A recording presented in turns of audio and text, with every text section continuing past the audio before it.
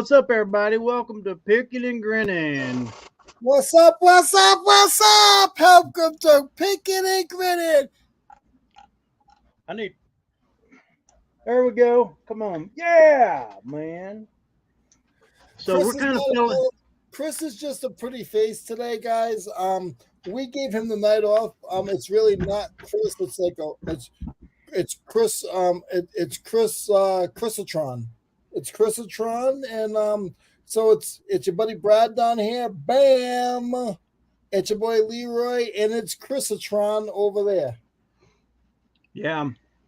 Chris is what people don't really know is Chris is actually an AI simulation that is generated from week to week, very similar to. But here's the difference: instead of being like technology from now, it's like technology from the 1980s. Whenever Max Headroom came around, you guys remember Max Headroom?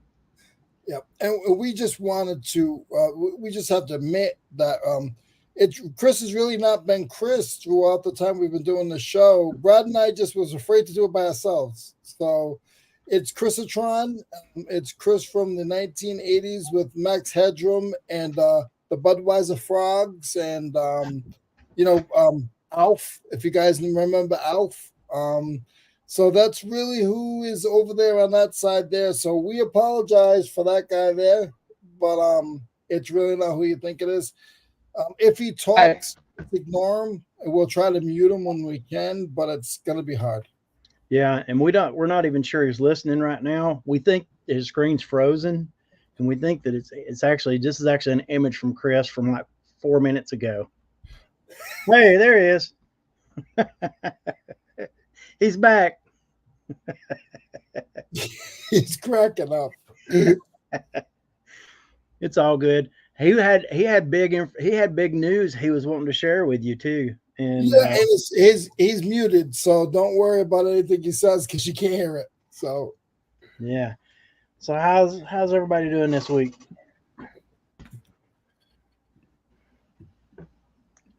You hear Chris? Yeah, I'm here.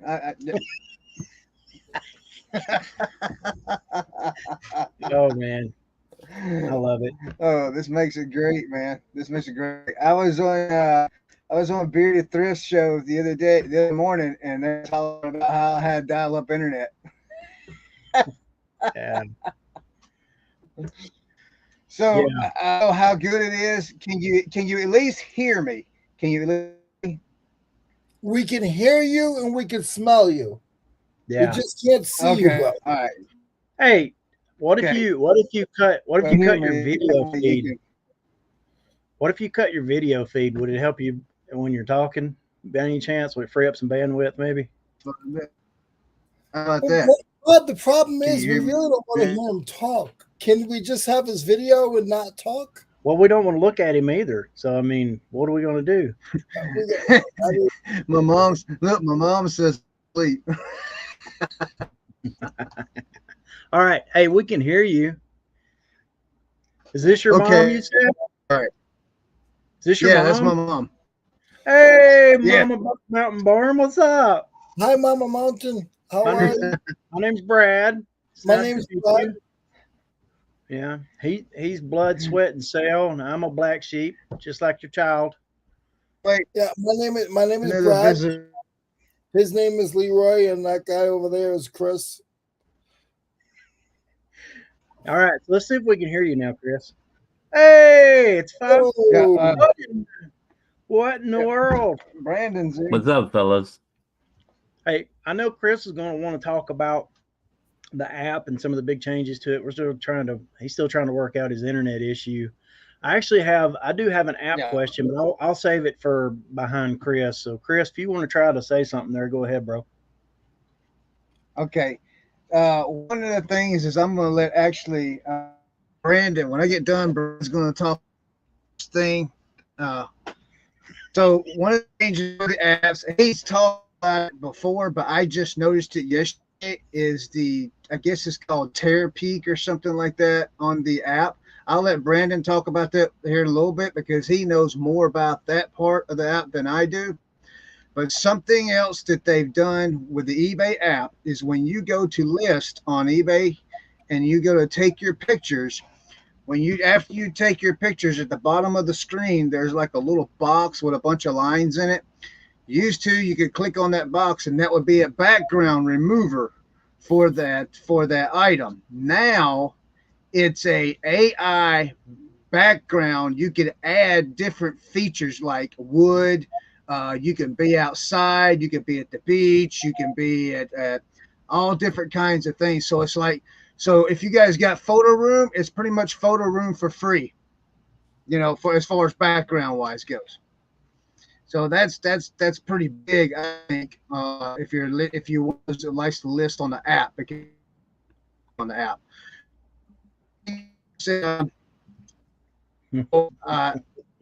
There also is something different with from a.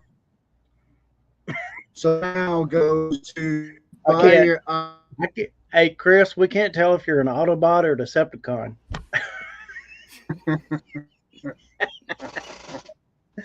You sounded I'm good. I got two of them out. Yeah, you sounded great for like you guys 4 talk minutes. about. Go ahead, Brandon. You just got on, so go ahead, sir. Oh, I was just coming on because it's been a while, and being on here joining you fellas, and I've been busting butt this week getting listings done, and I felt I deserved a little momentous a break. And tomorrow I got to go out of town for my daughter's first graduation, and then next week she graduates high school. So I hollered down to the wife and I said, "Hey, don't holler for me for a little bit. I'm gonna get on and join Leroy and the fellas and chat for a little bit." But that's awesome. I was gonna wait a while, but I try to respect the people that have respected me, and one of the people I didn't respect and letting them know, and it's gonna be a little shock to them, but Brandon, I'm done for about a while. I got some personal stuff I got to take care of, so I'm all done with Reseller Information Network, and I'm all done with this show for a while. And I don't mean to blab it out like that, but you're someone that I really look up to, and I'm not gonna hold it on and tell everybody at the end like I was going to. You're someone I have not reached out to, so I apologize for that. But I didn't want to not let you know what's going on. Nah, bro. Like we messaged you. I missed you down at the 100 Mile. Obviously, we caught up with Tim and Eric and stuff, and met some other great people down there that I had never met before, and got to hang out for a little bit Friday night with those folks. And we just let you know we were missing you there, and real life and family and your personal well-being or whatever is most important. I mean, we all do this kind of, well, not kind of, but we all do it, as our job or whatever. But at the end of the day, even in a 9 to 5, you sometimes have to make changes or maybe take a break to get your mental focus back or whatever. And, I'm here anytime you need an ear or whatever. Don't say you look up to me. We're friends, friends are friends, man. We're equals. Nobody needs to be I'm not that tall. But listen, if I went sourcing with 45 YouTubers and got a $300 hat, I'd say I looked up to the person too. So I heard about I didn't get a $300 hat.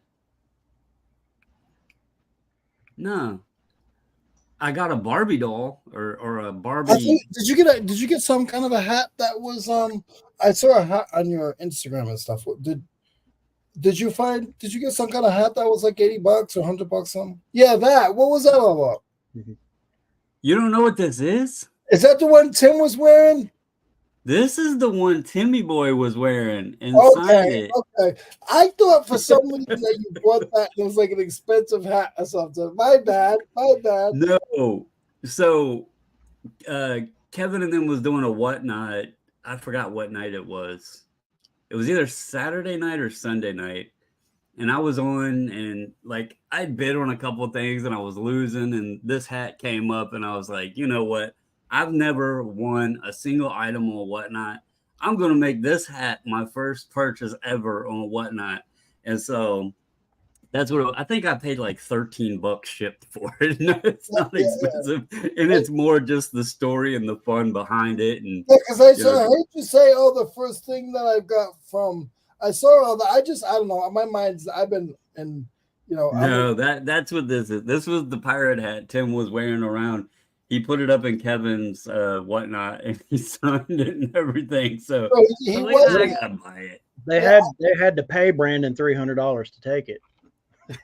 I wish. So, but I'm surprised. I'm surprised he didn't get shot, because he was in Virginia, and he's a northerner to them, and Tim's attitude and Tim's the way Tim's mannerism is, and then wearing that, I'm surprised he stayed alive. Oh man, Tim, I think it was the same time he had the hat on. He had a fishing vest on too. I know at one sale. I heard about the fishing vest with the pocket. Yeah, so you kind of heard the running joke of Eric made some joke about I'm gonna go home or go back to the Airbnb this evening to go to bed, and Brandon's already gonna be there. Yeah, it was funny. Like I don't know how it happened, but it was literally from the first sale on Thursday. Me and her showed up. We had already bought some stuff and put it in the Jeep, and we went back because another lady that was set up there showed up, and we went to look at her stuff. So the first lady, we had already bought from her, and then that's when I found Tim and Jimmy showed up, and then shortly after that, Kevin showed up, and then it was like all throughout the day, it was like we were getting ready to leave a sale, and then Eric would show up, or Mike Death Pile Picker would show. Like it was just funny. It was like we would be at the sale getting ready to leave, and those guys. So it was like a little running joke. But Tim bought a bunch. I didn't even look at them honestly, and it's because I've bought them before, and I'm trying to teach myself if it's something I don't want to mess with, don't spend the money on it, even if there's money on the table. Like it's not going to earn me anything if I'm not going to mess with it. And there was a sale that had a bunch of fishing lures, and Tim and Jimmy showed up after I was overlooking at a couple pair of Red Wing boots. And I know Tim, I think, bought the whole table of fishing lures from the guy. And I know he had been doing pretty good with them. So hopefully he found some good stuff in there. But yeah, like it was fun. Did you low key like flex on them every time they walk up and be like, he did. I done got it all. No, actually, so this was the first time I actually, I mean, obviously you go to route sales, you're going to bump into people, but this was the first time where it was kind of like we were on the same, it felt like we were on the same path. And so I think it actually helped me a little bit, because there was things I was like, if I knew they were coming up behind me, I was actually leaving it. Like I would leave some stuff. And, I think that is a great way to do it. I'll tell you guys, my wife tracks everything in her notes on her iPhone, like when we go to sales and stuff. And she looked back at the fall Route 29 and then last year's spring Route 29. And we spent less this time than I normally spent in a single day down there at those sales. And I actually think when it's all said and done, we'll probably profit more than I have in the past as well. So I haven't quite determined if it's picky or picking, if that makes any sense. If it's experience, or if it's just like learning that I don't need to buy everything. I don't, just pick up the stuff that I'm going to mess with. And to be honest, I've already listed a ton of the stuff that we've already got just this week. I've already sold a bunch of it. So that's nice. Because I used to buy, like, it would be, all right, we're on these route trips. I got to slam pack the Jeep, I got to buy everything. and then you bring it home, and half of it either it was bad buys or it sits there and you don't want to mess with it. So it was a lot of fun. I will say, Leroy, you've been down there. Another thing that was weird is and I don't know if the other guys have spoke on this at all, but or maybe it was just the first time that Route 29, the spring one last year, was my first ever route sale. So maybe it was just that first initial sale, the like excitement of it. But I felt this year there was less sales, and at those sales there was less items at those sales. So I don't know if that was just because I've done it a few times now. It felt that way, or the weather maybe impacted it a little bit. I don't know. But it was still fun. We were out till like around 4 o'clock on Thursday. And believe it or not, they probably wondered where in the heck we went on Friday. Because first thing Friday, they seen I beat them to the big church up on the hill. But I actually only went there for one vendor. There's a vendor in the back. There's a vendor there in the back up top. And he was my tour guide. Like that guy, I crushed it with that guy in the back, all the way along the back property. He was up in the back corner. He had like 8 spots. Man, I crushed it from him. I'm sorry, Brendan. Well, no, there's a lot of vendors there. And last year in the fall, we found a lot of good stuff there. But I actually only went there there's a guy that has some hats and stuff, and I bought a bunch off of him in the fall. So I wanted to see if he had anything else. So we didn't even stay there that long. And then the other guys probably wondered, and I heard like Jimmy, he said he found some good stuff there. So we actually quit about 12:30 on Friday. And it was because we had hit a lot of the sales. I didn't want to drive all the way back down south again on Friday. We had already done that on Thursday. So, we hit what looked, what we knew we didn't hit on Thursday, and then just kind of called it a day. Went back to the hotel, and then just rested a little bit. Went to Kevin's and hung out Friday evening, and then we actually got up early Saturday morning and headed on the way back, and hit a couple sales on the way home. So it was a real quick trip, but I think overall we did pretty good, and it was a lot of fun. So that's cool. Yeah, I had a great time too. It was amazing. My gas was not really that expensive, and stuff that I picked was like unbelievable. Like I believe that I got so much stuff that I actually didn't get. So it was amazing. Yeah. I'll show you guys. So I haven't done a video in like 3 weeks. I don't know if anybody noticed.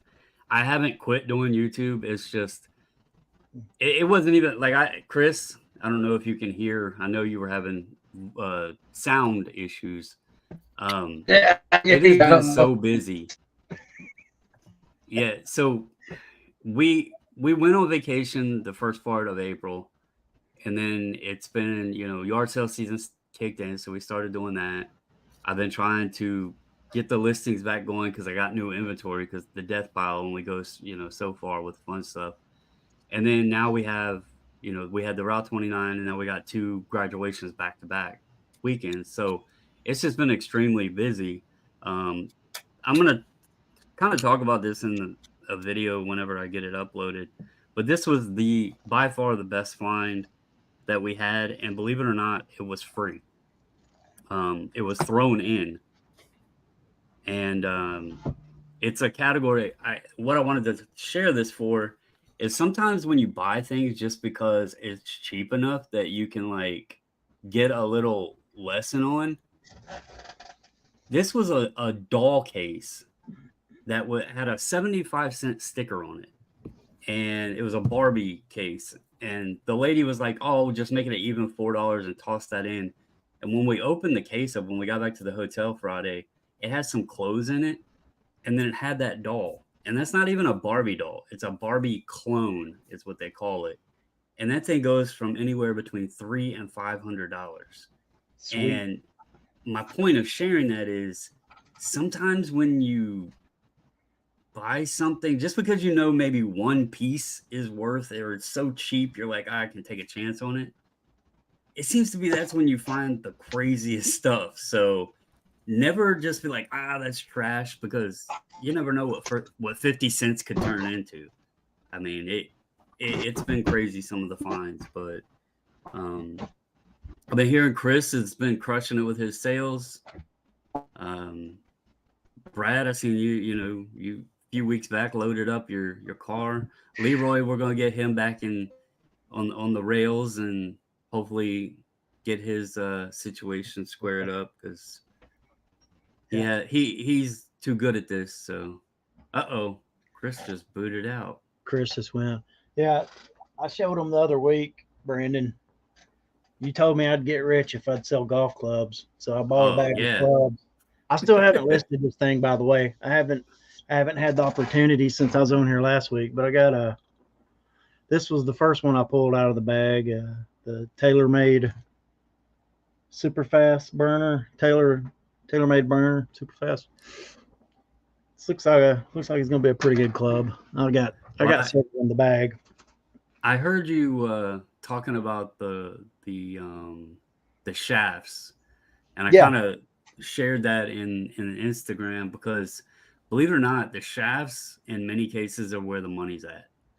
Yeah, like some of them shafts are like, I sold a shaft by itself for $55. Wow. But it's basically just whatever the manufacturer is, like Fujikura or Aldea, or they'll have different names to them, and then it'll have like the flex on them. Pershing. Yeah, it'll have your brand, your flex, all of that, and I heard you were like looking and trying to figure all that out. But yeah, I'm let's see if you can confirm. So like this is 65 Pershing 65S. So that's kind of stiff, right? That's kind of what I'm taking. It's on the stiffer side. Some put it as senior. Okay. It could be a senior or stiff. There's R would be regular. L, I think it's L would be lady. Is there something with an A in it? Yeah, sure. I looked at it. I don't know if I've had or seen any of those. Okay. Yeah, I looked at a scale. I'm sure I got that wrong. It's been a week or two, but it seemed like the ones with more flex on them are more forgiving, whereas like the stiffer they get, the more precise of a golfer you have to be. Yeah. So. Yeah, and that matters too. Some people like, different flex on the shafts and everything. Yeah.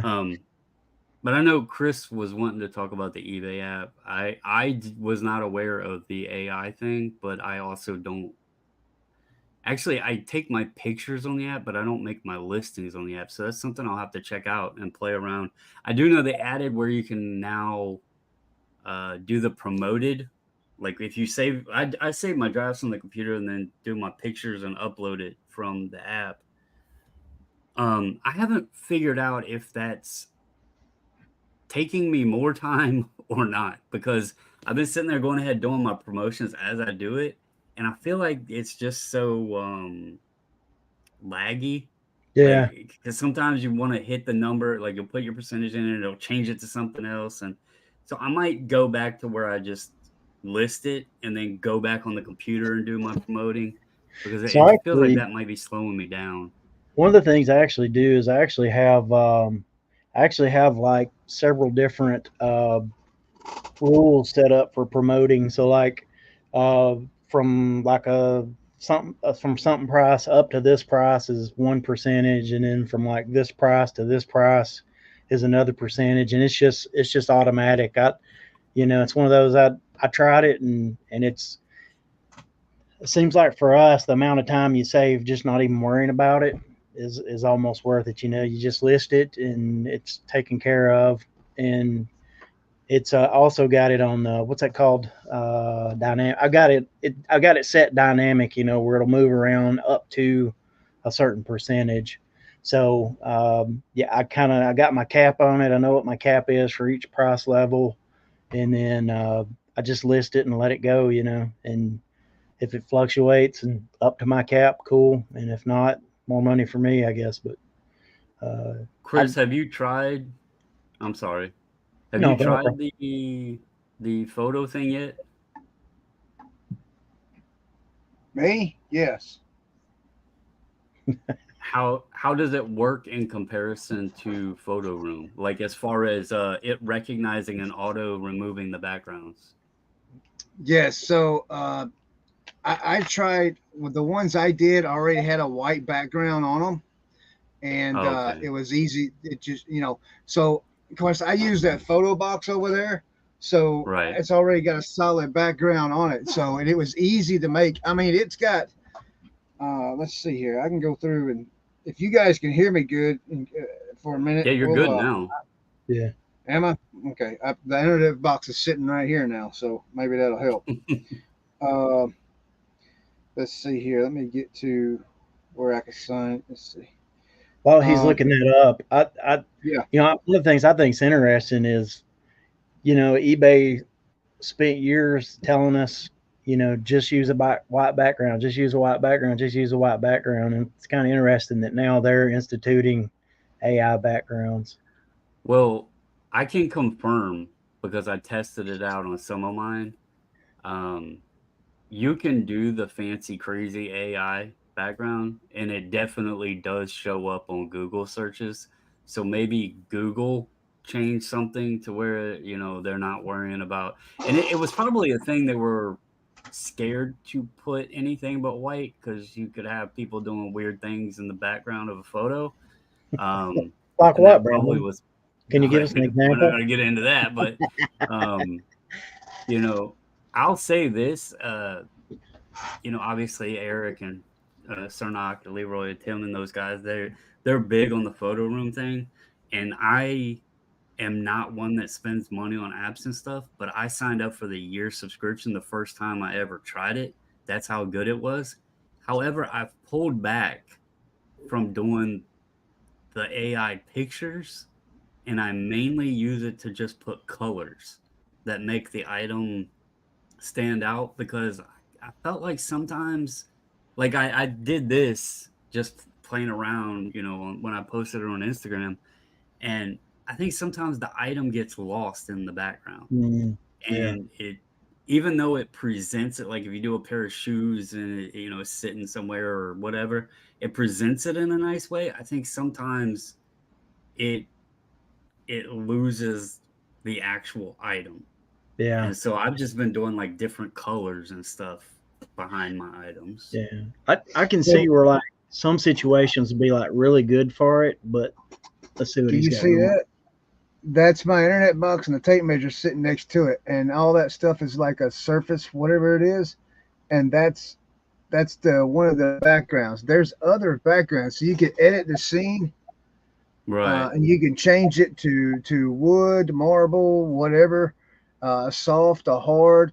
But then you can also let's see, go back. So you got your what does it say? Studio. I hit it. Um, Interesting. so here's a studio look right here. There it goes. There's a studio look, and then yeah, okay, the outside. So let me get this. When you get outside out, wonder which one it's going to pull up. Your internet doesn't like you being on Man, I'm eBay telling you, while man. Okay, here's one of the outside pictures. So when you go down here and it says edit scene, you click, and then you got forest. Let's see if you can see it. You got forest, you got all this, you even got a beach, and you got midday, golden hour, midday, forest, mountain, grass, beach, city, snow. I mean, you got all kinds of stuff in there that you can do. So you got to take the picture first, and then when you go do the background, and it's that. Let me show you where it's at. It's on. Those of you that may not know, that little square right there. When you do the edit, so you take your picture like this. This is what your picture is going to look like. When you, not like that, but whatever picture you click on that, and then it'll have that square down there next to that little star, and you hit that square and that option. So see how I just did that? Whatever it is. like it makes it red. Well, it's removing the background right now. See how it removed the background? Now I can go in and put whatever I want. And you can change it to white, or then you got all these. It's just these three options right here. But then inside those options, each one has a edit setting that you can change. Whether like it showed you with the beach or the city or whatnot on the outside. And it's the same thing with surface. When you do surfaces, you got an edit option where it can go to wood, marble, and glass, and all that other kind of stuff. Interesting.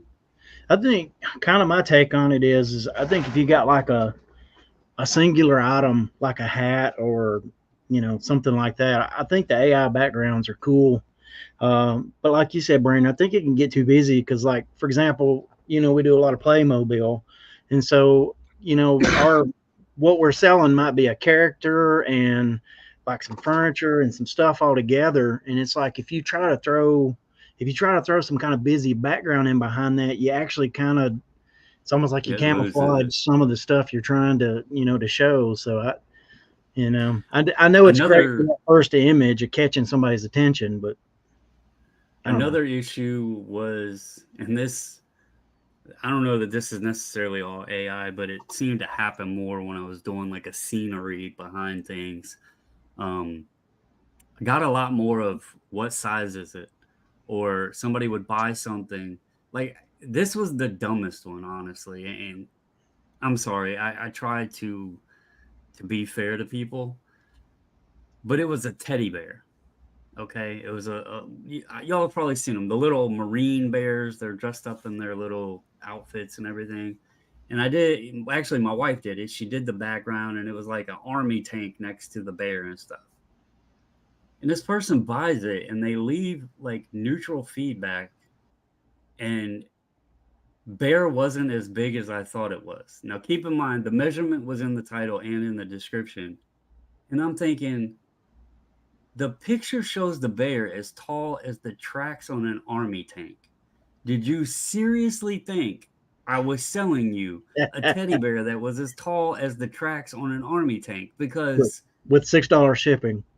yeah, like right, like it's, and there's some point when common sense has to kick in, but it's like, for real, you come on. I mean, so there was several instances of that.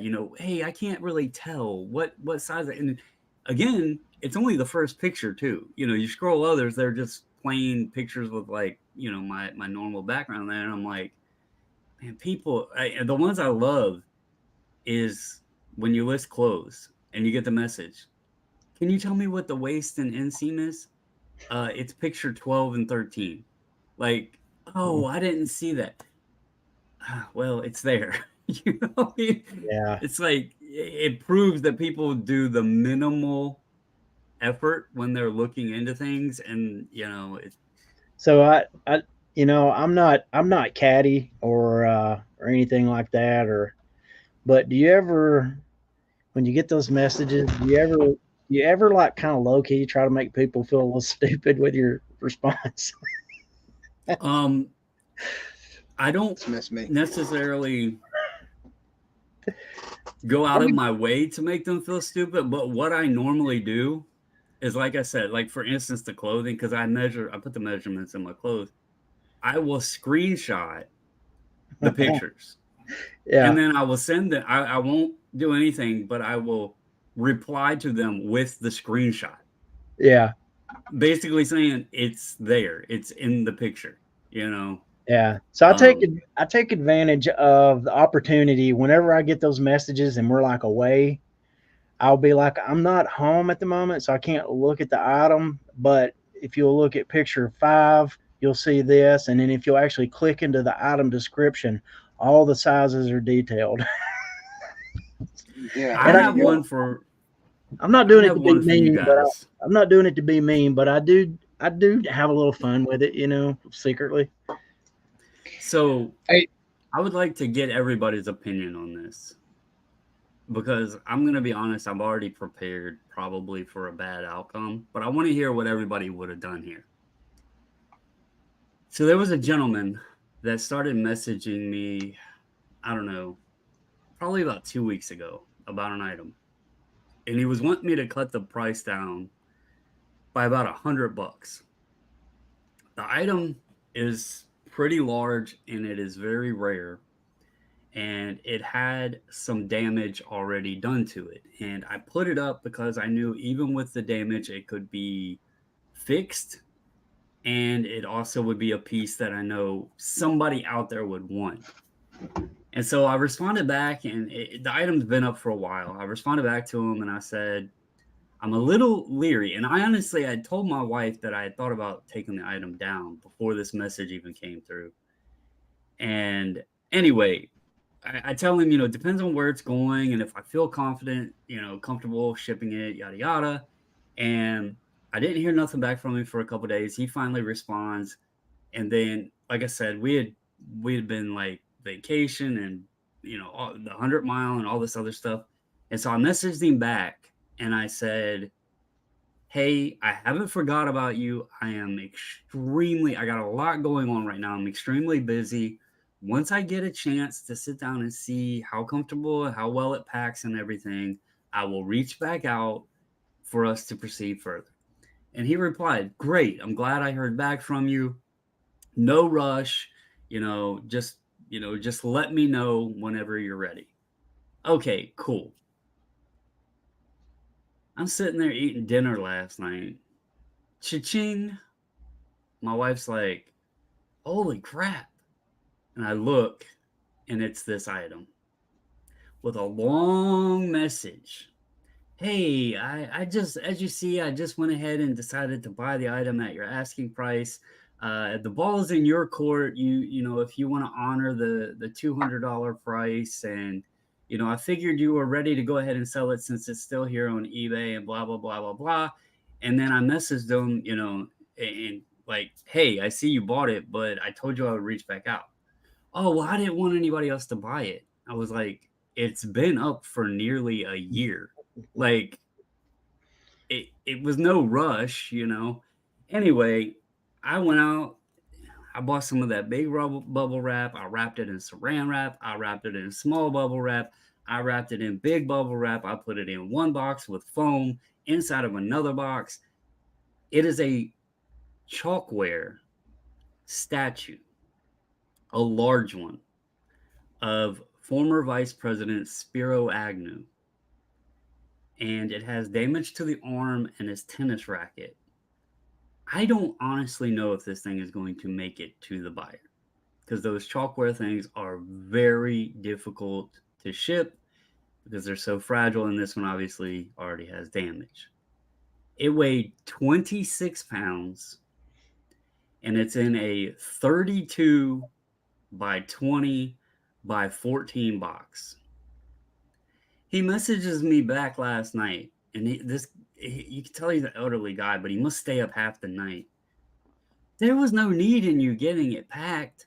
I could have waited and everything, especially if you have graduation for your daughter and stuff going on. I could have waited. I messaged back. I said, no, because you decided to buy it. eBay demands that we ship the things by a certain period or my account would get dinged. I was like, that's why I told you. And I screenshot the message where I said, I have a lot going on. I will reach back out. What would you guys have done? Because I almost was tempted to just cancel it and block the guy, even though it was a $300 sale. It just, the impatience of it was like, sometimes there is no good answer, I don't know. I think I try to gauge.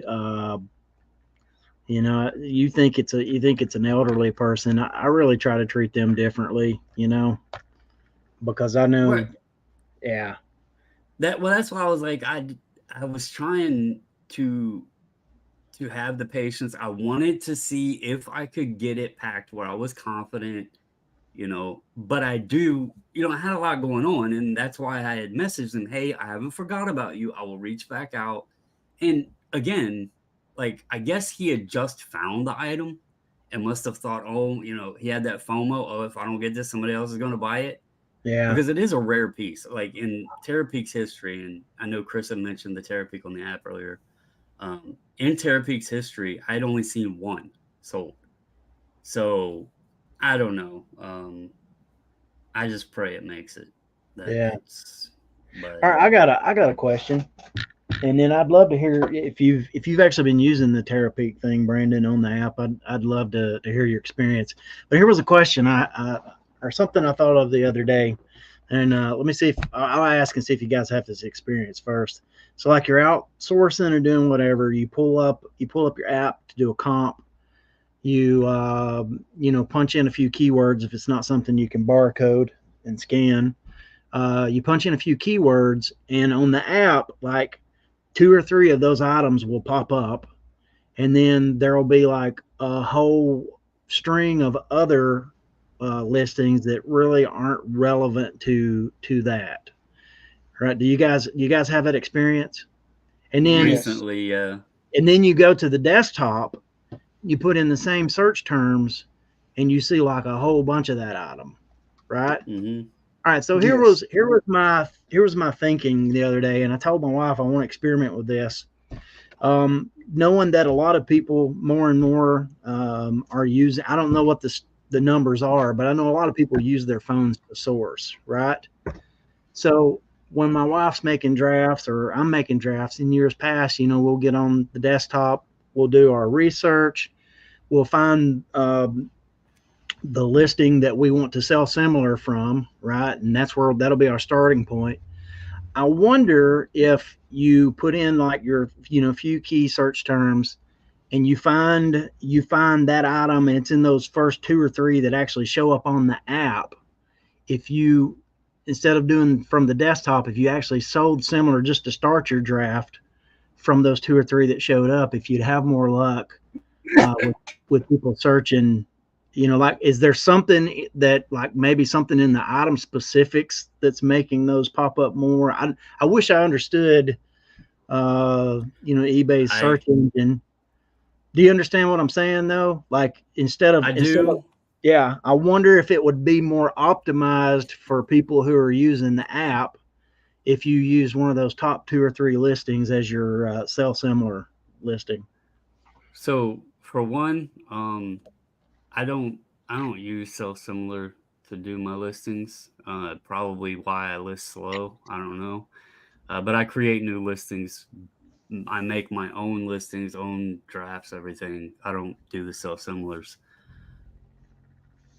To answer your question though, and I could be completely wrong, I'm wondering if this whole issue isn't just something like a search issue within eBay itself. And if doing so may not give you any advantage at all, and you might just be stuck in the search glitch, because I don't know. I've also had recently where you can pull something up and it'll pop. I had this happen yesterday. It'll pop the big thing up that says we've looked everywhere, but then you could scroll behind it and actually see the item listing. It was weird. Like, it was popping that up in the main screen, but then behind it you could see it scroll. So I don't know. Not the other hand, the other way. I'm sorry, Brad. Chris is trying to do the handshakes. He goes like this, right? And it didn't work that way, so he used the same hand. He went the other hand. Go ahead. I'm like being. I'll use something similar if I do, like, if I end listings or if I have a multi, like, I made a dumb buy when I was in Lynchburg. I'm hoping it turns out to be okay. But I bought 12 of the same identical hat, and I bought them from Goodwill, so I paid up on them.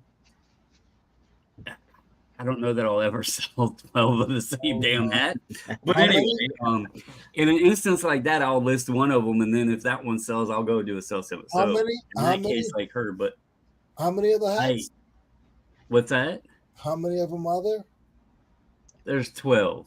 And so what I do when I have something like that is I will totally make the listing backwards. So I'll do like a yellow hat, and I'll do the hat, and I'll do a listing. I'll put quantity of 2.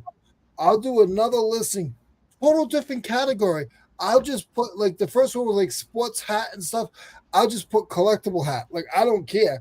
I'll put hat, and I'll put nice hat, mesh back, and that's it. I won't put, and I'll do 3 listings for the same item in 3 different categories. So I'm just food for thought. It's kind of like Well, I having gotta 3 sell one poles. first, Leroy. Huh? It's kind of like having 3 poles to go fishing, right? Whichever one bites first, that's where you're going to throw your line in the second time. No, But, no, you have 3, but no, you put all 3 out at the same time. I know, but if one of them gets a bite, you start going to that section to fish. Yeah, but you use a yellow pole with a blue worm and a white pole with a red worm, and then the other pole has no worm. Yeah. yeah, Gotcha. I'll tell you. So I grabbed the hats and I took them to the register, and I was actually trying to negotiate. And I've had negotiations work at Goodwill before, and the one in Lynchburg, they wouldn't budge. And I was sitting there, and as the lady was ringing them up, I told my wife could see it on my face. She's like, "It's too late now. You're not making this lady take them all back off." But I was just like, "Man, am I being dumb right now?" But I think I can make some money on them. I have sold the brand of hat before, but it's one of the it's a very very niche thing.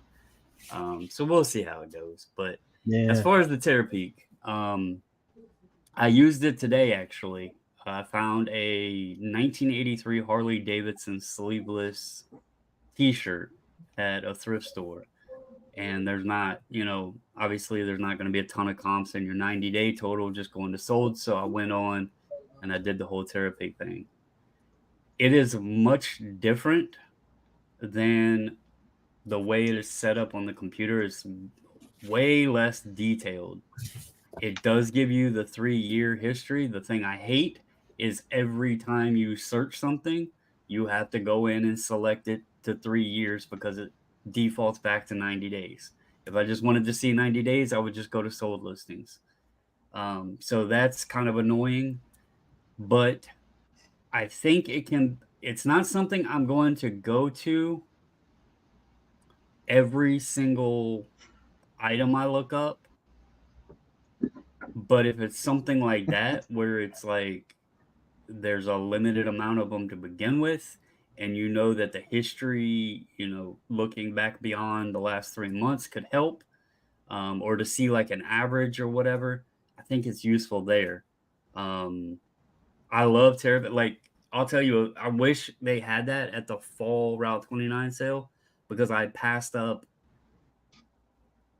I don't know if I've shared this story with y'all, but I passed up buying a whole big bag of the little Enaman Christmas ornaments because when you went to completed in October, the previous 90 days wasn't showing any sales. And I was like, nobody buys those. I'm not, going to give the guy $120. And then I meet up with Kevin to sell him the big ones I had. And he's like, did you happen to get the Christmas ornaments the guy had? And I was like, nah, I passed those up some other guy. And he's like, are you kidding me? I would have gave you $700 for them.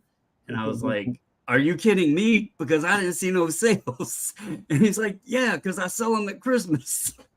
Oh, crap. Thanks. So, yeah, I wish I would have had it then. But, yeah, I think it could be good for that kind of thing. Seasonal items. If you're out at a sale in August and you want to see what the stuff sold for in October, November, go hit the Terapeak up and look because that's going to give you a better idea. Yeah. In most scenarios, I don't think you're going to need it though. Sweet shirt, by the way. Oh man, I love this shirt, and this shirt relates not only this. I bought this shirt specifically for my card collecting, and reselling because y'all aren't going to be able to see it on the screen. But down at the bottom, it says possess all or possess nothing. And so I thought that was a great statement. And I seen it. I had to have it. So, yeah. So the show wouldn't be the same if it's my last show for a long time. It wouldn't be the same without me giving Chris crap. So he's not here, so I'm able to talk about him. So you guys realize that he came up to see me, right? He got free stuff. He's gonna brag to me. Oh, I sold this for all this money in the world, and I made all this money, and left me stranded. Did you hear this story, Brad? I think you did because I called on the chat. He Yeah, I left. was pulling up the UPS when didn't know what the heck was going on, but my phone was ringing and everybody was laughing. Yeah, he came up to see me and left me stranded with no vehicle. Like he took like $300-400 worth of free stuff and just left me. Didn't leave me. Didn't bring me to lunch. Nothing. Like just left me in the dock. Roy.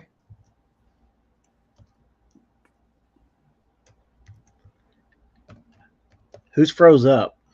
Not me. What's up, Chris. Jimmy? Leroy. What'd you say? Tell the truth, Leroy. You did get lunch. Oh, he did bring me a lunch. He made me a peanut butter and jelly sandwich. I'm sorry.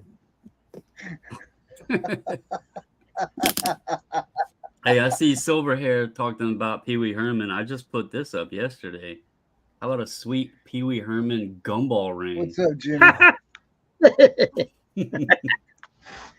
That's so funny. I forgot to laugh. Jimmy didn't know that there was this podcast. So he just found out for the last day I'm going to be here. Yeah, I know. Ain't that funny? Like, hey, come check out my podcast that I'm not going to be on anymore. Jimmy, this is my last day here and on the other show. I'm not doing shows for a long time. I didn't get enough money and I got kicked out. So you're hearing it here first, Jimmy, from the horse's mouth. I was worried that I made Jimmy mad on the first day I met him. When he rolled up and I had already snagged the 2 pair of Red Wing boots, but he did at the same sale, and that was the sale Tim got the fishing lures. He found a pair of Carhartt. I think they were overalls, and he also found a couple other sweet items like that Redskins hat and few other pieces. So like I said, there was enough there for everybody. So it didn't matter if you were first or last. Everybody was finding stuff. So I got a question for Jimmy. Okay, well maybe I did make him mad.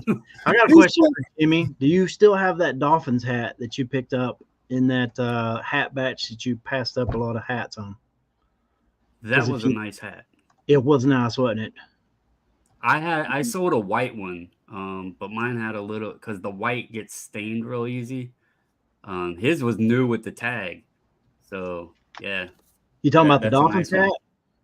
Yeah, I had the white one. I had a white one like that I sold a while back. His was the aqua with the newer tags, yeah. So probably I would guess he has a price that I think he put the price up. So yeah, I think I seen 70, which is probably inflation. That's probably a good price. Yeah. Pro Picker's got a Dolphins hat that he picked up a while back too. That I've been like stalking that thing for about 2 months now. So I'm gonna find your eBay store, old school, and I'm gonna stalk that Dolphins hat for a while. Hey Jimmy, I know you were on another podcast. He's on another podcast. He's done like 14 podcasts since I've been on YouTube. But the thing is, I'm gonna be, my contracts all went up, and I'm leaving Resale Information, and I'm leaving this one. So in August, if your podcast with the other guys, if you guys need another guy, I'm free. I'm free. My contract is up, and I'm not re-signing with these guys. So if Dan or you guys need another guy to pick on, I'll be more than happy to come on and be with you guys. Is August when the new season begins, Leroy? The new league season? Yeah, the new reseller podcast draft. Well, I will also, podcast draft starts in August, so if anybody's interested, I will also come on Old School Flips because I still haven't received my check from Chris yet. Jimmy, I don't know if you heard me earlier. I have personal issues that are going on for a while, and I have to step away from YouTube. But I was just trying to be like you, and I wanted, like I said, I'm making the story up. So please, everybody, put this out there. Breaking news: the reseller draft is in August for all the new podcasts. So if you want to jump podcast, you get a better contract. You might get 2 coffee cards from this one. You want to get 3 coffee cards if you go on a nose flipper. Anybody who wants it, I'm an agent and Brad's an agent. If you guys want to talk to us, we can get you on a better podcast. Yeah, and I got questions too. So is this like a football style draft, or is this more like the Miss America pageant where like there's a talent show and like we have to answer questions about world It's peace? like a Miss America type. Yeah. Well, I can play guitar. I'll use that as my talent in the talent competition. What are you going to do in the talent competition, Leroy? Disappear. You're going to be a magician. I'm gonna be a magician. Right. I'm gonna be on your show for 3 years and then just walk away.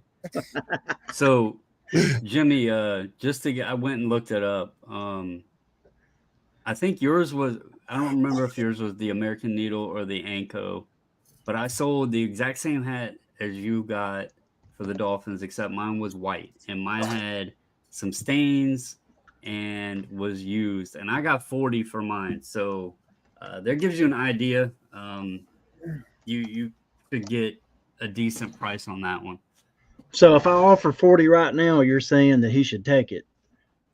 Well, I mean, I can't get in that negotiation, but I need you to broker a deal for let's us. see. If he did it outside of eBay, how much would he save on fees and everything? I mean, that might work. Yeah. So, well, am I ready to talk about that? I don't know if I'm ready to talk about that yet. Maybe next week.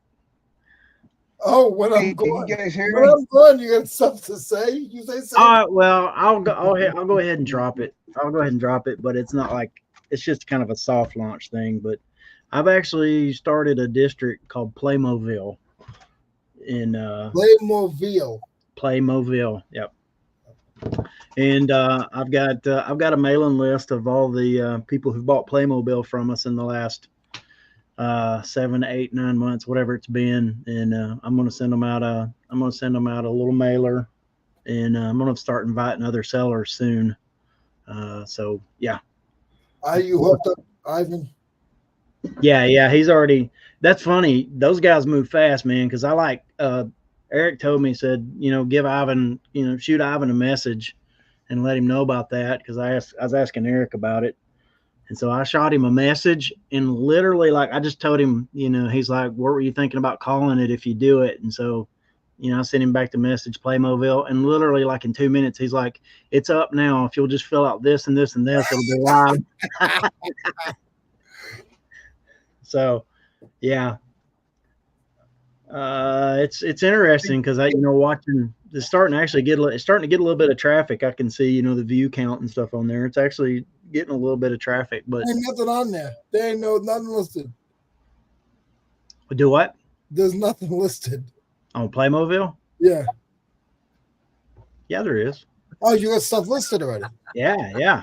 Oh, okay. I got most everything that's in my eBay account on there, except for like the last 2 weeks have been really busy, so I haven't put anything in there. But I found a quick way to upload it from like List Perfectly. So podcasts don't make money. Who told them that they did? I make money on all the podcasts I'm on. Every time I go on a podcast, I make money. I get free lunches. I get people to spend time with me in the car. I get people to take my stuff for free. I get stuff. I get free hotel stay. Yeah. So are you kind of like the head of the of your podcast, Jimmy? Because if so, you're not going to make money. You got to pay all the talent.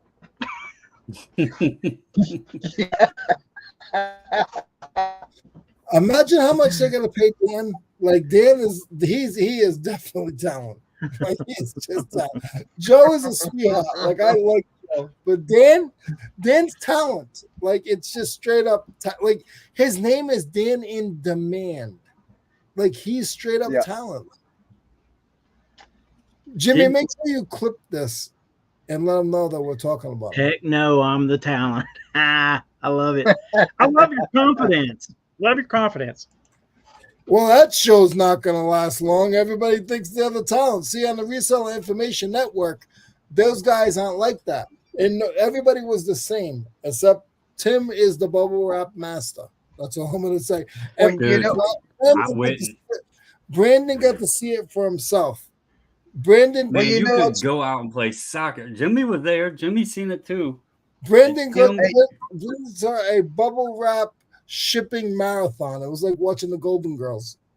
I think you could go play soccer. When I watch Jimmy and when I watch old schools their podcast, I thought Dan and the Man was the head of the show. But have you noticed that Jimmy has taken it over? He's the one that makes the major announcements in the beginning and all that. He runs the show now. And I thought it was Dan that was the one that was the leader. Didn't Dan used to have a different name on YouTube? Dan and the Man. Oh Yeah. no, he had a couple. But you also got to remember, Chris, this is Jimmy's like 19th podcast. He was one of the members of the it wasn't Resale Information Network back then. When Jimmy was, it was just listing and loafing.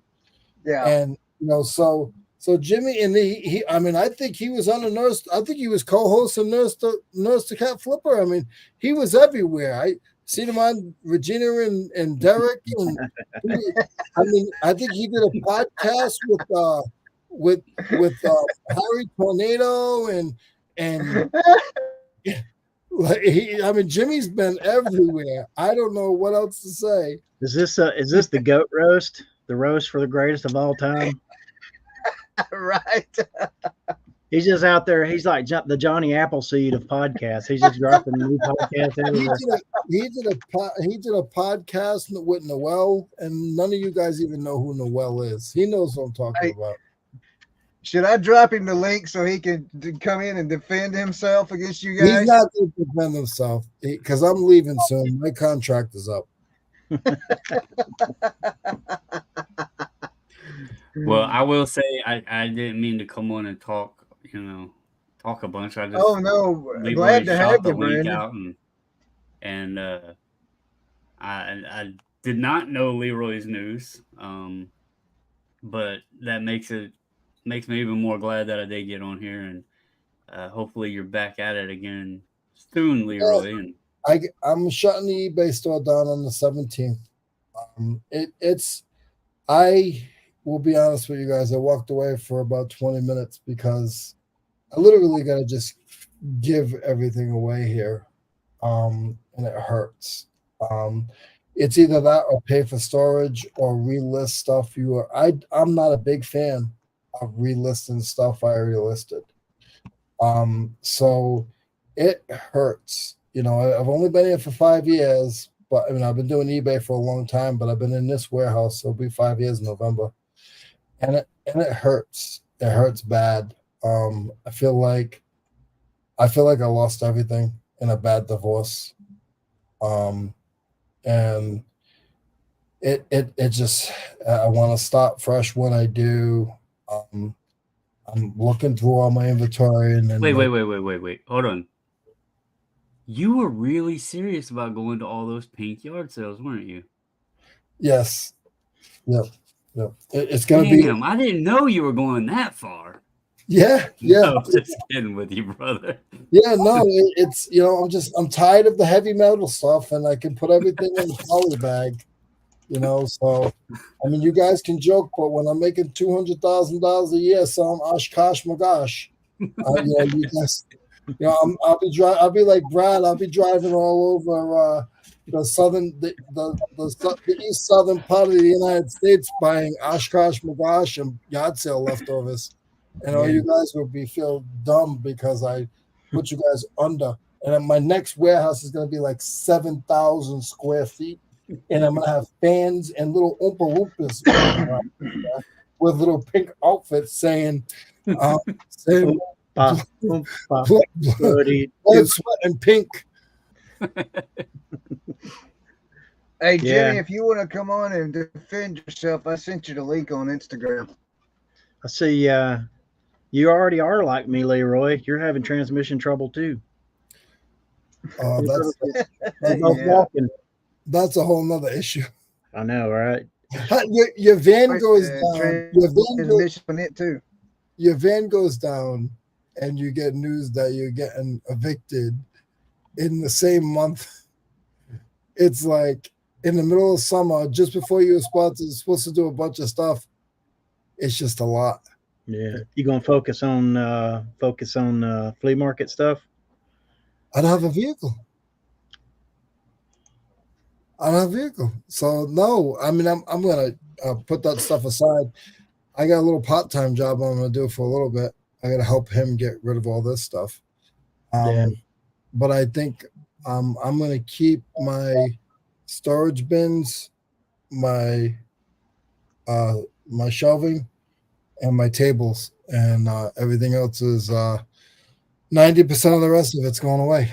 I think that's what I'm going to work on doing the next. I got another 20 days, I think. So it's fun. It's fun. You know, you don't realize, you realize what you have. You don't realize what you have until you have it. And then you don't realize how to get rid of it when you have to get rid of it. That's something that we don't think about in this business. You know, I got other things, you know, things with Bianca and stuff like that. And you guys don't realize, like, I don't want to jinx anybody, but if one of your loved ones gets sick or something happens and you can't afford your mortgage and, you know, you got to go take care of your children's kids, you know, all your stuff got to go somewhere, and you got to figure out, you should really have a heads up already. You know, who knows about your stuff? None of us are promised tomorrow. I was in the emergency room, thought I was having a heart attack in December, and nobody knows how to do my business, how to get into my business, how to get into my eBay. Like, stop being selfish and just try to figure out who you could trust. And if your wife doesn't want to hear about it, at least have it written down in a book and say everything you need to know is in this book. If you need to get rid of stuff, call Billy, Frank, John. I want them to have all my shelves. You know, it would also relieve them from the stress of trying to figure out what to do with your stuff.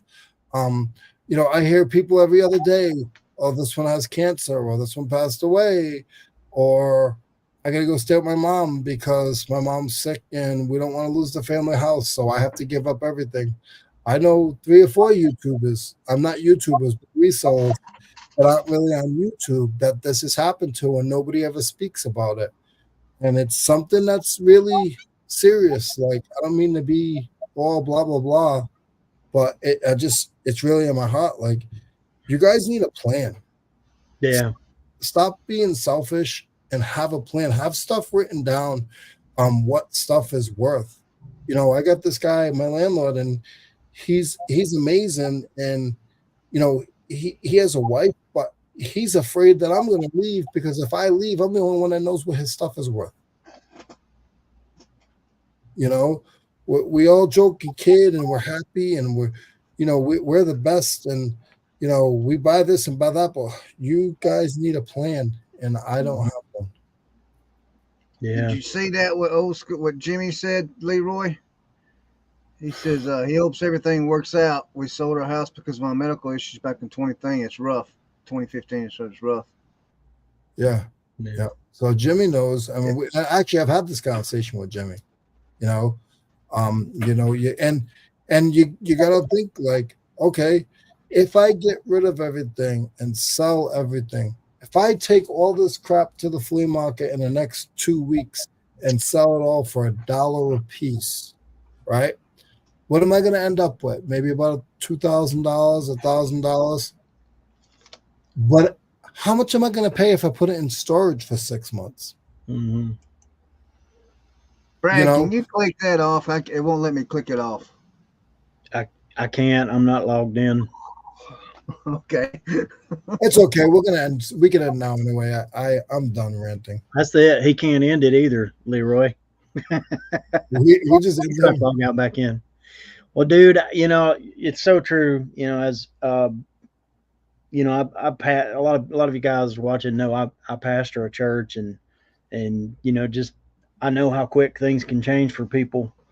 Being a part of people's lives and see it happening all the time. And like even right now, my dad's having health issues, and like it's yeah, I'm worried. I hope he's not watching this, but I wonder how long he's got, honestly. And then but then I'm starting, it's like immediately I'm thinking about, well, now what's going to happen to mom, and that's going to change my life too, because I'm suddenly, yeah, that's just the way things go. But having an exit plan is huge, dude. I don't mean to hurt people, or and I didn't say this anywhere else but here, and I want nobody to feel bad for me. It's just it's stuff that's kicking me in the butt right now because I'm gonna be 50 in November. And, you just have to make sure. Look at Ping G. She says she's 67 years old. Keeps thinking I need to write down who I'm. Yeah, write down how to log into eBay and end all my listings, and Yeah, what to do with all my inventory. I know my kids do not want to run a garage sale. yeah. Yeah. That and Pin G, I'm sorry for even bringing this kind of stuff up, but I just if it just brings awareness to you, then I did my job.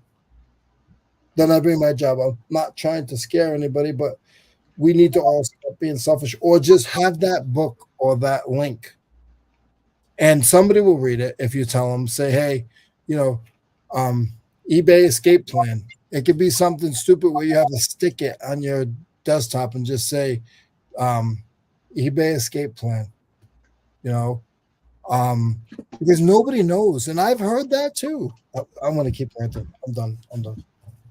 Well, just to touch a little bit on what you're talking about, because it is true. We never know what's going to happen, and in my case, I do 99% of everything that happens within eBay and all of that. However, my wife does know how to list and operate eBay, and in fact, when we got together, it's funny. We should have used my account because my eBay account was older, but we ended up using hers. So it's actually her login, so she remembers it better than I do.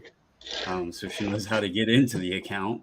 But you know, it's definitely true, and it, hopefully you get back on your feet, man, and come back to it because I know you have a passion for it, um, and you're good at it. So, but life bites us. I mean, and sometimes it's unexpected. Sometimes we don't, you know, we don't know what to do in that moment, and then things can ravel even worse than they were. And Oh, yeah. Yep. but just remember, and if you're still there listening, Leroy, just I'm listening. remember I'm listening. you still got friends out there, and Yeah. just keep your head up I'm not giving you've up. done it before and you can do it again. So Yeah. I'm not giving up. It's just, it's hard, if I can do anything from this little bit of ranting, it's just, if it's just these four guys and showing awareness for this situation, a situation that is never talked about. Everybody wants to talk about how much they make and how bad eBay screwed them because they didn't get a return or they get a negative. Like, how about the real things? Like, how about Yeah. some of these guys start spreading what is your escape plan? What happens if you lose your warehouse? What's the Yeah. quickest way to get rid of my stuff? How about some guys start spreading that around? Leroy, let me tell you. So 2 years ago, pretty much my story. So what happened 2 years ago. So when we abruptly had to move to South Carolina, we had like 60 days to do it in. And I had 10 years worth of stuff and I had a 10 by 20 full of eBay store. Let me tell you what I did though. And I was luckily had a Whatnot account, and I auctioned everything off. I got rid of close to 6,000 items on Whatnot in a week. So that could be an option for you, to something to think about, man. If that's a road you want to go down. If you don't have a Whatnot, you have District. I mean, I'm sure there's some things on there. If you need help with doing that, as far as learning how to operate that portion of District, I mean, there's plenty of us out here that will help you. And that's avenue you can use also to help out with that. Yeah, no, I would do the flea market first. It's just cash money, no shipping. Yeah. You can get rid of something for $5, or you can get rid of something for $1. But if you get rid of something for $1, you're straight up getting that cash money. You're not shipping it on supplies. You're not going. So at the end of the day, what's worth more, that $1 or that $5? Like, really think about it. Yeah. No, you're right. You ain't paying fees on that $1 either. And the time. Don't forget about the time. Yep. I got to run, guys. You guys can stay on. I got a ride picking me up. Don't have a vehicle. So, hey, one more time, bro. Everybody take care. One more time.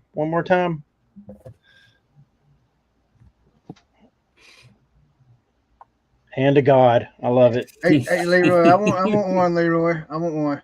You go the other way. You can't reset that on your screen, Chris. Go to the other side, Chris. On the side, Chris. Okay, my bad. Hey.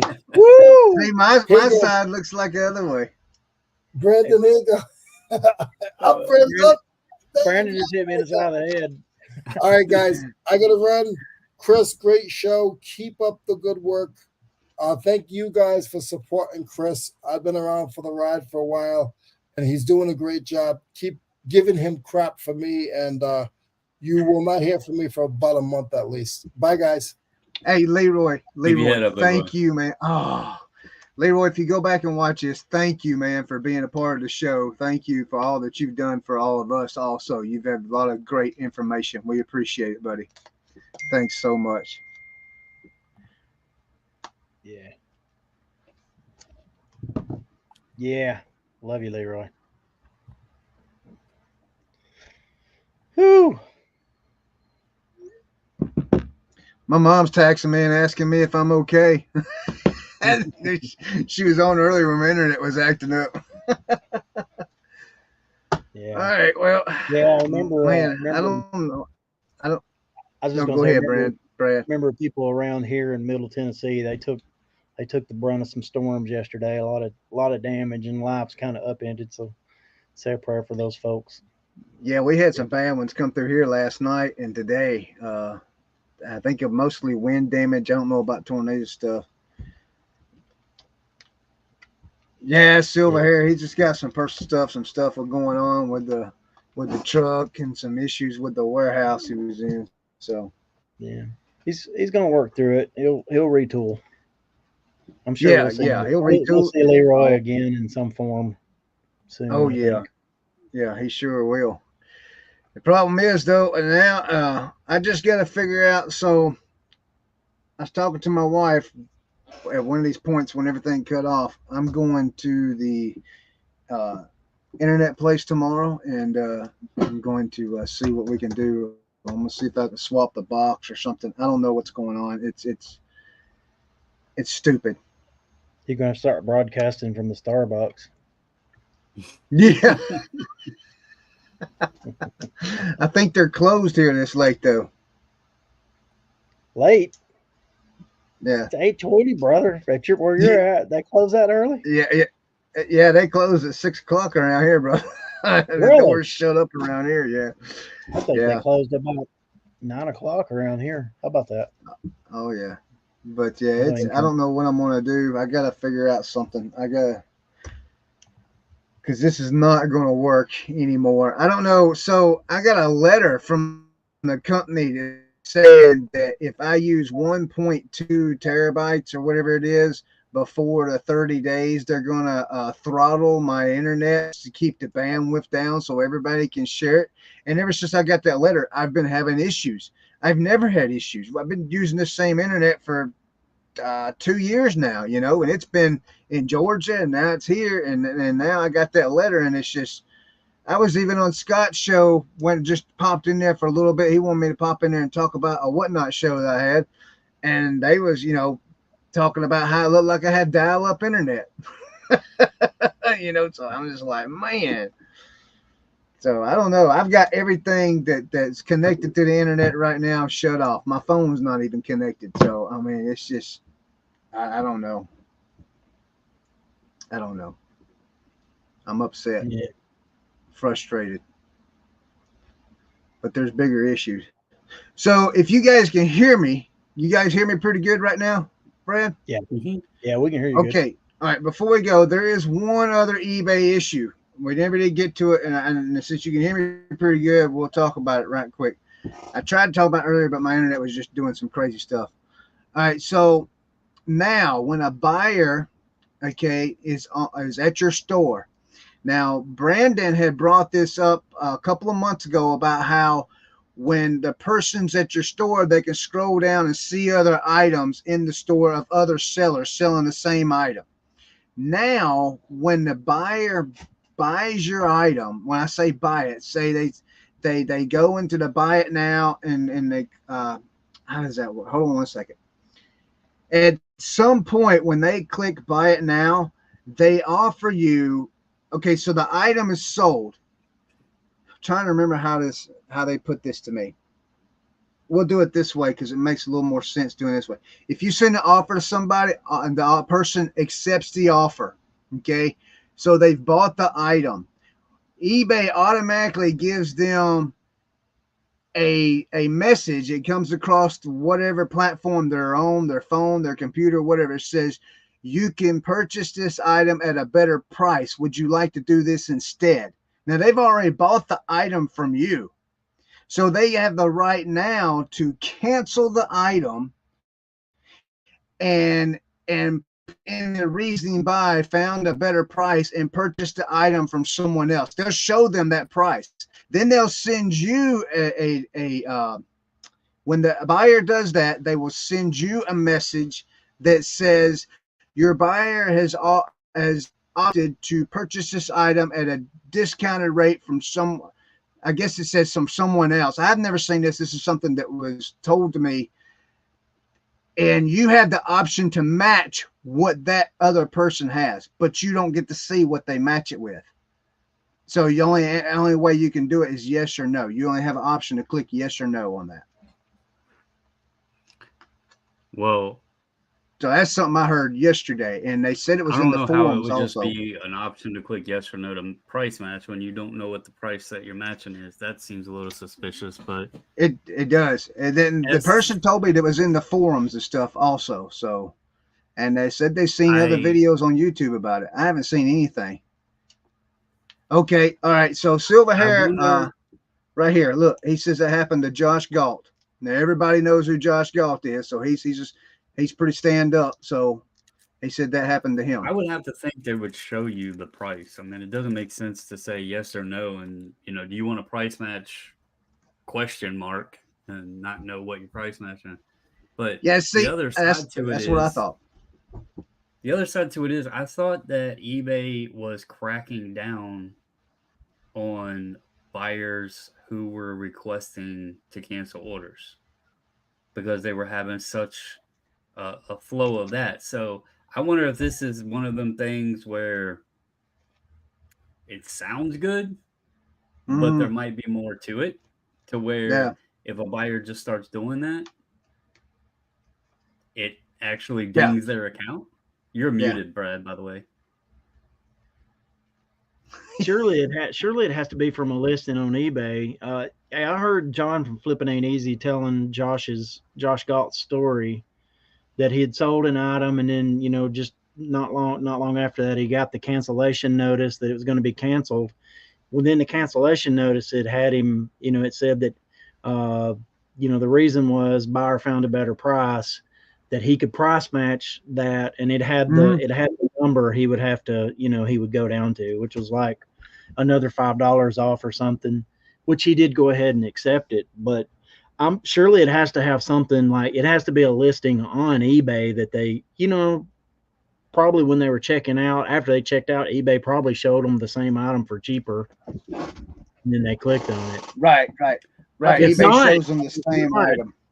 I'm gonna go buy a bunch of stuff from eBay reps and get them to price match my much lower price. I wonder. I get what this is all coming from. I just don't know how much it's going to be a big deal, because let's be honest, and I don't know about you guys or how much you shopped, but most people when they're shopping on eBay, they're already hunting for the better price to begin with, but then they're also being anal about the condition of it, especially if it's a used item or a collectible or something like that. They're scouting out to see, what the condition is. The only way I could see this being a thing is if a buyer wants to try to get creative and say you have something listed for 30, but they're going to test you and go say sure to the one that's 20. But then that can start screwing the buyers, because if you then say no, you don't want a price match, then they're stuck with the $20. Oh, Lord. So I just don't. I don't know what purpose. Like, I don't know how big of an issue it will become, I guess is what I'm saying. And I guess the moral to the story is if the cheaper one's off the board and yours is the next one listed at your price, then just say no. And the next person that goes to buy one's going to buy yours, because then it's the cheapest. So, I'm just wondering if sale, but I'm just wondering if eBay's trying to do too much at the same time, because they just did the Terapeak, they did the pictures, now they just did the shipping thing also, and now they're doing this. I understand making changes, but holy cow, man, that kind of messes up the system if you do too much at the same time, right? I think part of it is eBay was so far behind on keeping up with the times, and they're even as far as keeping up with the times. Let's think about this for a second. It wasn't that long ago that we would have said AI backgrounds were crazy, right? That wasn't that long ago. And technology and creativity and the what is at hand has evolved so quickly. I think they have to do so many changes because they're playing catch up, plus trying to incorporate some of all the new stuff as well. They were already behind, so now they're having to put it in overdrive to not only catch up but implement the new technology, or they would just fall way further behind. So it might feel like they're doing too much because it's all getting thrown at us at once, and they'll try and test something and then it won't work, or they'll test it for a little bit and it'll go away and then we don't know what's going on. But I think it's only going to be for the better. It'll tick us off because we're old and we don't like change. But at the end of the day, I think eventually it'll be better. I mean, hopefully. So I'm trying to not be so old man yelling at the crowds and look at it as a positive way, I guess. Yeah. I think you got to just do that with everything. eBay's going to make changes, and we just have to adapt. Any selling platform we're on is going to make changes, and we just have to adapt. And that's all you can do. The other thing is you have to make some of these changes to kind of get that younger audience to come on there too. I mean, the one change that I'm surprised they haven't made yet is the live selling. They got everything else in place. Don't look like it would be too hard for them to add live. They do have it, Brad. They do have it. You just have to be invited. Categories. Do you know anybody using it though? Have you even seen it? I haven't even seen it. I've seen it, but I haven't used it. No, I do only because of the being so involved in sports cards and stuff, because it's being used heavily there. So you're But actually seeing live auctions. oh yeah, yeah. Oh, where would I even find that at? I've heard of it, but I don't even know where I would find it at. I get emails sometimes pop up. It'll tell me so and so is live. Like I'm not seeing anything on the homepage about live auctions or anything like that. So if you go to the app, Oh, app. Okay. see, and then this little bar. Oh, Just a second. Let me click back over. I was on the other screen. All right. all right, this bar at the top right under search. Mm-hmm. If you scroll that, eBay Live. yep. Okay. Well, And this then is there'll like, be certain categories and stuff, but like there'll be a lot of card people and stuff on there for sure. do they have it where you can just pull your listings over? No, you got to be approved and all that. Okay. So it's kind of like Whatnot. See, this is like the worst advertised thing ever. I didn't even know they had. I mean, I knew I'd heard of it, but I'd never even paid attention to see it. Yeah, so there's like luxury, there's Yeah. sneakers. So, yeah. But they do have it on there. Yeah. I don't know. I mean, it's one of those, honestly, it's like, I think it comes down to like eBay kind of suffers from an identity crisis. A few years back, it seemed like they're trying to be Amazon. They're introducing this, they're trying to be Whatnot. It's kind of like, like when it comes to restaurants, I mean, Chick-fil-A has got it figured out. It's like, but I want a burger. Well, then you need to go to the burger place. We serve chicken here, right? We serve chicken sandwiches. Right. And it's like, and they're beating everybody and taking a day off every week. So it's kind of like eBay needs to rediscover its identity, which was what made eBay cool in the first place, And then, But I think going back to that though is obviously, my daughter's 18, my son's 23. And you see people outsourcing, you look at the younger generation. They're not the eBay generation, if that makes any sense. oh yeah, I They get it. are literally Whatnot. They are these trade show, like the t-shirt vintage pop-ups trade shows and stuff. I don't know if y'all watch Art of Resale, but you see the ones he goes to and stuff. That's their thing. They're not really connected to eBay. They're the Dpops or that side of things.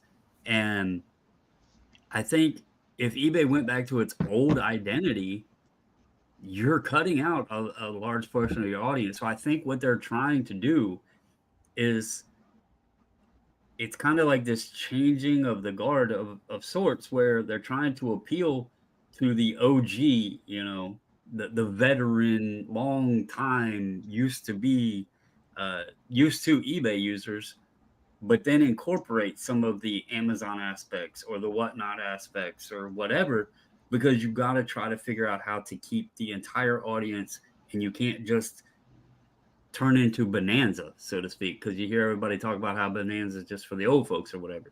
You can't just turn into that. They got to find out how to not only keep the original crowd, but attract the new crowd as well. So Yeah. I think that's a big battle right now. You're seeing it in a lot of different markets, like, collectible markets and stuff. They're trying to figure out how to keep the ones that are in it for the nostalgia, but make it appealing for the next Yeah. coming along. So Yeah. we can complain because the changes always seem to screw something up, and we can say, why are you fixing what ain't broke? But at the same time, at the end of the day, it's got to be done. So might as well get it out of the way, I guess. Yeah, I mean, there's just so many different ways to look at it. I think eBay is always going to be a good place for like people who are looking for a certain kind of collectible. But like if you're going to keep up, like obviously like a newer generation is much more social media oriented, and so places like Whatnot and District, and have potential to take advantage of the social media aspect of it too.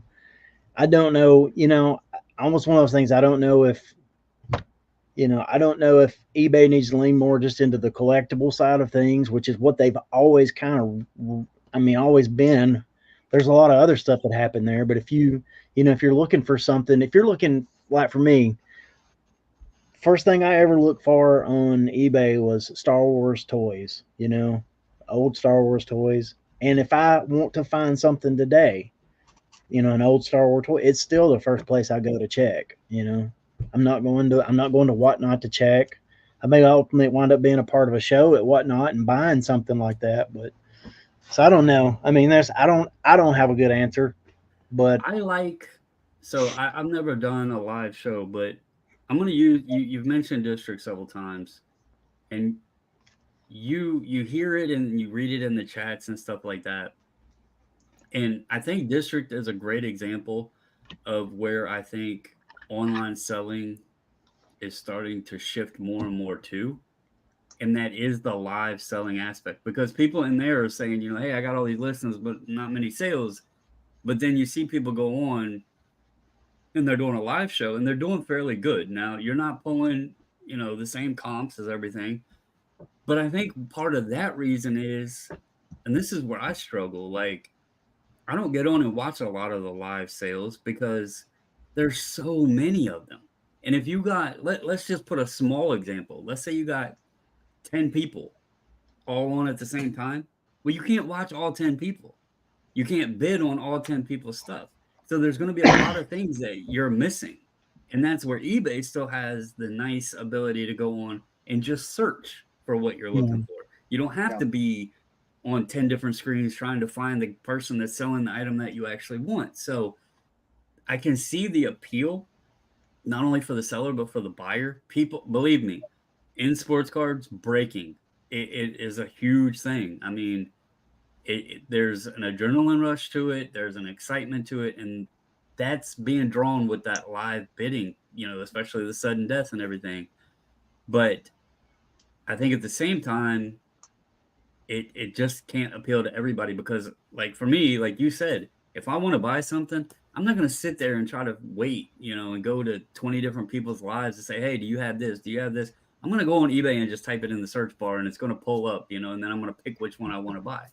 So I think we have a mixed crowd right now, and it's going to be interesting to see which one kind of holds the crown still. So yeah, I think if eBay tries to compete, I was gonna say, if eBay tries to compete with those folks, I don't think they're going to.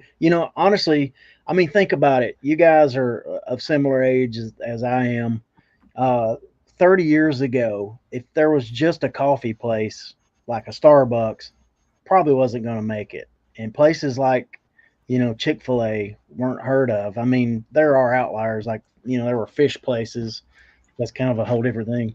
But I think a lot of the newer stuff is more community driven.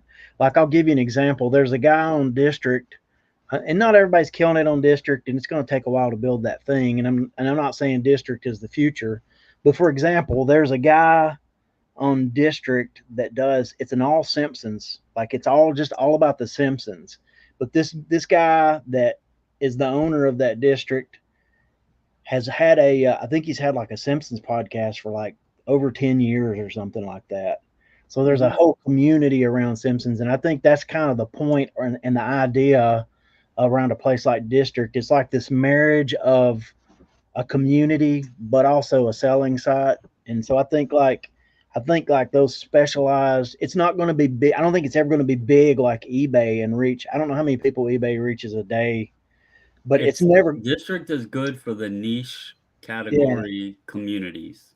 And Yeah, that's what Ivan was going for when they were creating it. I sat down before RIN and all of them. Yeah. I was on there and we had a long talk one day about it. And District is basically, they took the idea of Facebook groups Mm-hmm. and created it into a marketplace. And made it easy to buy and sell within a Facebook group. Right. And it goes back to what I was saying, like, or what you were saying, Star Wars toys. There can be a Star Wars toy district, and it could just be collectors in there. But I think the biggest thing is you got to have the mix of the dealers and the sellers. And that's the biggest difficulty with these platforms. You can find tons of people that want to sell, but to get those, get those Star Wars fans that maybe aren't dealers, but they're collectors and they want to find the toys, getting them drawn into it, that's the difficulty of it. Because there's tons and tons of people that will sell things out there. It's just finding those buyers. And that's why, like right now, a lot of the district transactions are, people just supporting each other, buying off of each other. So but and this other thing too, is I think it's almost like you got to take a different mindset to it. If you're trying to build a district, you're trying to do something like that, you've got to think about, forget about buying and selling. You almost got to approach it from the mentality of, I'm building a community here. And if you build a community there, then the sellers and buyers are gonna show up. And it's almost like that needs to be your first thought, and instead of an afterthought. And just an idea to try with what you're building, because it's a niche thing, your Playmobil thing. And I'm just throwing this idea out there to, if you might have already thought about it.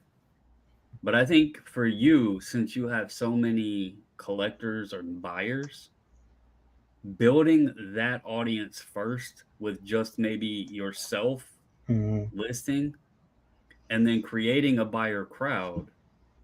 And I don't mean so you don't have competition in there for sellers, but so that you're starting with a buyer audience.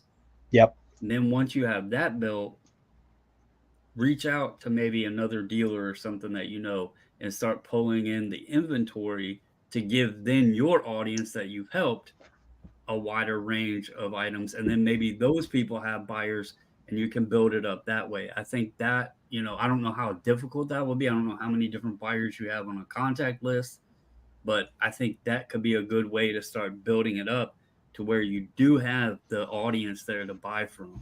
And that's what it needs. So that's actually the approach I'm taking is, I'm actually, what I'm going to try to do, here's my battle plan.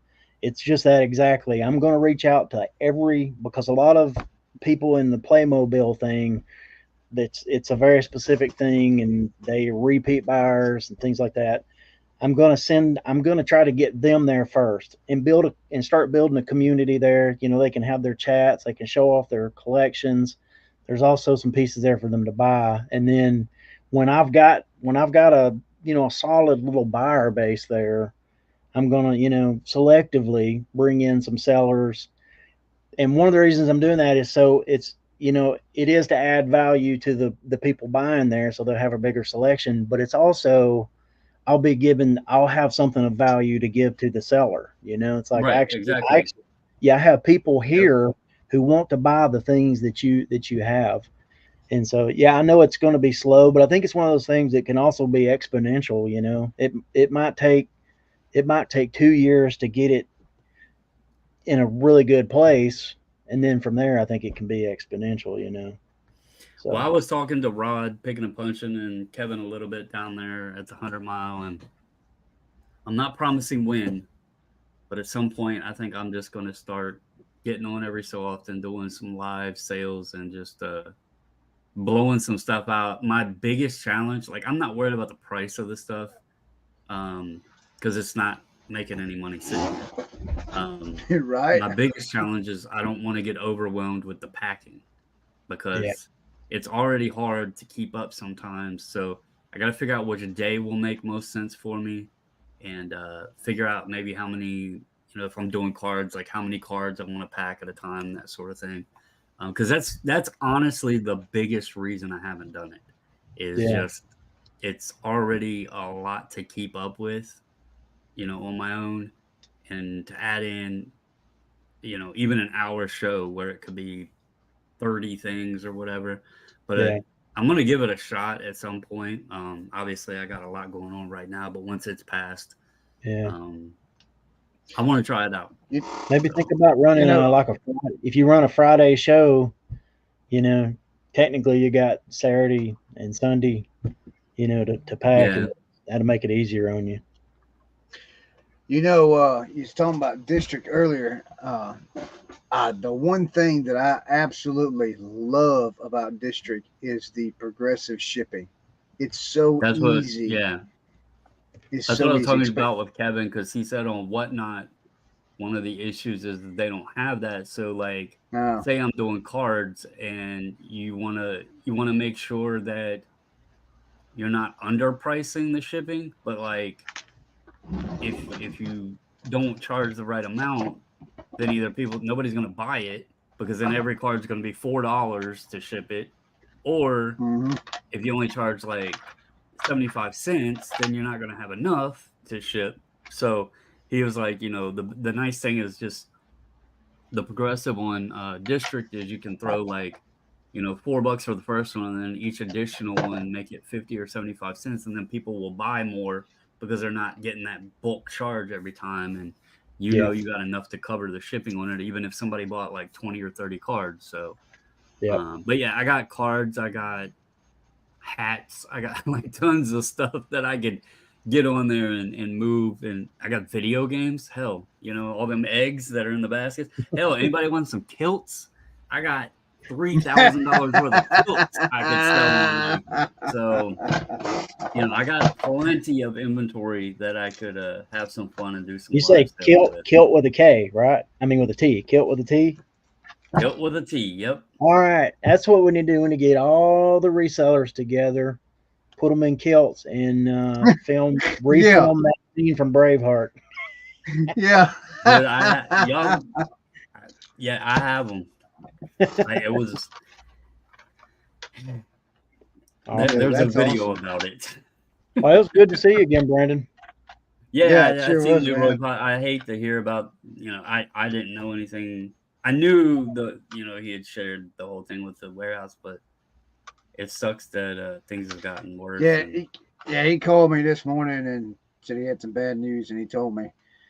And I was like, well, I understand. I mean, I get it. I mean, I was in kind of not necessarily his same situation, but kind of similar about what I'm going to do with everything in my eBay store. I was in that kind of situation 2 years ago. And so I get it. I do. But anyway, everyone, thanks for watching. Brad, real quick, you got anything going on? Just packing eBay orders, bro. That's it. Brandon, you got anything going on this week? I'm gonna see if there is any sales tomorrow, and if not, no biggie. But I got this weekend. I have my daughter's college graduation, and then next weekend I have her high school graduation. So, congratulations on that. I have a lot of kilts. I have jackets. I have shoes. I have pouches. I even have a bagpipe. Oh wow! And I know some of them are worth a good bit of money. I just have never dove into the boxes to list them. So it's one of those things. Not to extend this further, but I made a buy at the 100 Mile that I sat there. I actually left it sit, and I went back the next day, and it was still sitting there. And I was like, all right, I'm dumb if I don't buy it. But I left it sit there on Thursday, and I'm surprised nobody bought it. I left it sit there because I already had 2 in the garage that I hadn't messed with. And I used this buy to kind of force me to get into gear on some of those items that I bought that were great buys to get listed, because it goes back to one of those things where you buy it, it's worth a good bit of money, but you look at it and you're like, I don't want to mess with it.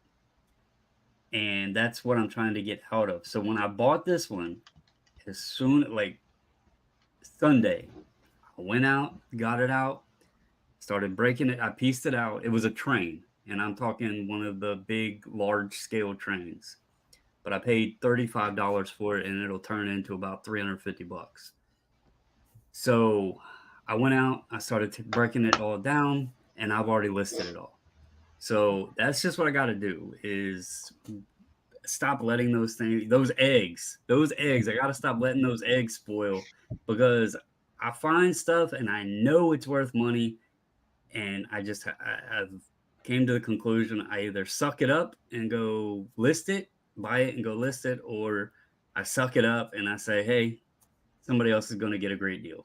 So yeah. But, All right. All right. As far as me, I got an unboxing video of a bunch of toys I got at a Goodwill for $11.99. I'm not going to spoil the surprise, but there's money in that box, lots of it. Thanks to Brad for telling me what the toys were. When I messaged him, he said there's a bunch of National Geographic stuff, so I went with his thing. They went National Geographic. Yeah, autocorrect turned it into geography. So. Yeah, so we so I'm gonna say it was to watch it. Giabra.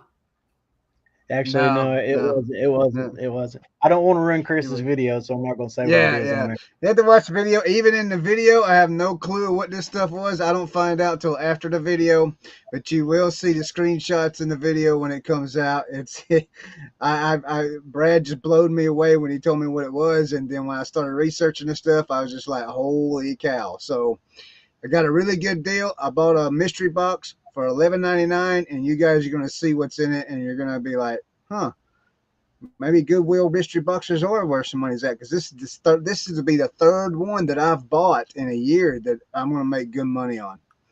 I'm so we got that one. You still have them. Yeah, I know, right? Right. Yeah. Ours has gone up to $20 now. They used to be like $6.99. Now they're $20. When we're over, I'll share a story with you, Chris, on one. All right. Yeah, the first one I bought was $4.99, and that was a huge tote. I've got a video of that. And then the next one I bought was $9.99, which we did a video of that one. And then this one was $11.99. So they're going up as we go along. But guys, be sure to keep an eye out for that. And then I got my weekly sales video up. I did something absolutely crazy this week. I did it on Monday. I'm not going to spoil the surprise on that. You're going to have to watch that weekly sales video number 4 for that. Yeah, please vote Leroy for president.